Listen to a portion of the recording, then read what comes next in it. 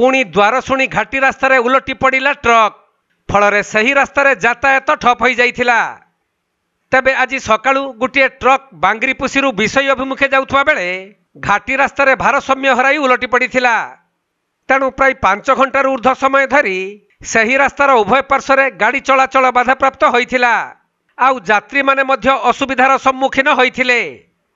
परे 9टा समय क्रेन पहुंची दुर्घटनाग्रस्त ट्रक टीकू रास्तारू उठाइबा परे गाड़ी चलाचल स्वाभाविक होइथिला। तेबे विभिन्न समय बारंबार एही भली मर्मन्तुत दुर्घटना घटुथिले मध्य प्रशासन किंतु ए दिगरे आखि बुझी देइथिबा साधारण रे चर्चा हेउछि।